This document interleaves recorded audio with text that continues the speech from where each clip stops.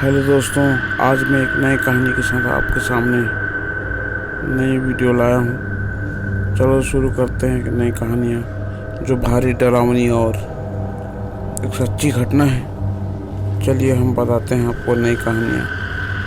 एक बार की बात है, ये कहानी एक इकबाल लड़के की नाम की एक कहानी है जो सच्ची घटना पर आधारित है।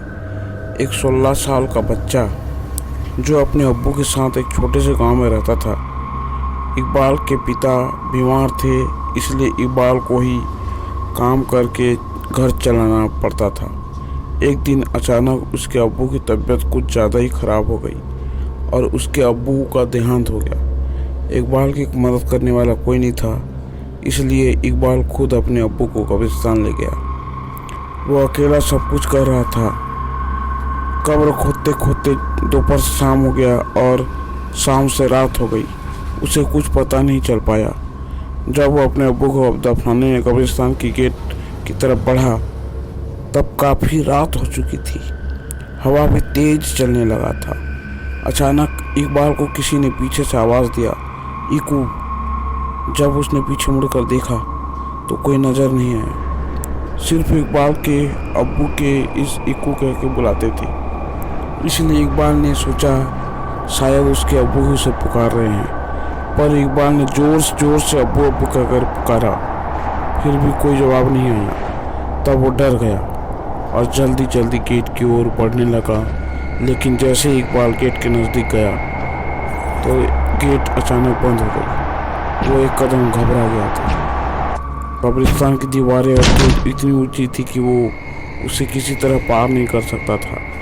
कब्रिस्तान की एक और गेट भी थी जो पीछे की तरफ, लेकिन गेट तक जाने में इकबाल को वापस कब्रिस्तान के बीच से होकर गुजरने पड़ता था। किसी तरह हिम्मत जुटाकर उसने दूसरे गेट तक जाने का फैसला किया। वो सुनसान कब्रिस्तान के बीच से जा रहा था कि अचानक दूर से एक आदमी खड़ा दिखाई पड़ा। वो आदमी को उसके पास गया और पूछा, कौन हो तुम? इस आदमी ने जवाब कोई नहीं दिया। इकबाल फिर से उसे पूछने वाला था कि आदमी का सिर अचानक पीछे घूम गया। उसका दोनों आंखें लाल था और इकबाल गुस्से से देख रहा था कि देखकर इकबाल जोर से चिल्लाया और भागने लगा। भागते भागते वो एक पेड़ से जाकर रुका और किसी तरह वहीं पे गुजारने का फैसला किया। कुछ ही देर उसने चारों तरफ कोहरा छाने लगा। अचानक उसने कोहरे को एक औरत को भागते हुए देखा। उस औरत के पीछे एक बच्चा था जो भाग रहा था। उस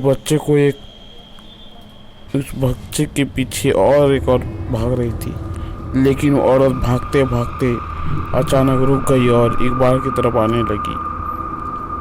जैसे ही कोहरा हटा, उस औरत की चेहरा इकबाल को साफ साफ दिखने लगी। उस औरत को देखते इकबाल के रोंगटे खड़े हो गए, मानो जैसे वो औरत सालों से उस कब्रिस्तान में दफन है।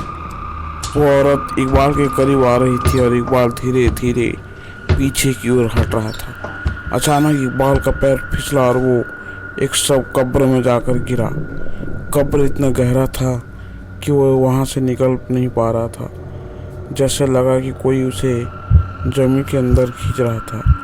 जब भी वो पीछे मुड़ा तो देखा कि वह औरत उसे खींच रही थी। उसका आधा शरीर जमीन के अंदर जा चुका था। अचानक उसे लगा कि कोई उसका हाथ पकड़कर उसके ऊपर खींच रहा था। वो जैसे ही ऊपर के आधा सीधा कब्रिस्तान के बाहर भागते चला गया।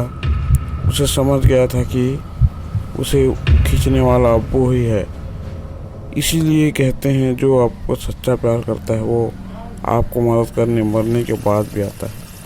हमें आशा है कि आपकी यह हमारी सारी कब्रिस्तान की भूतिया कहानियाँ पसंद आएगी।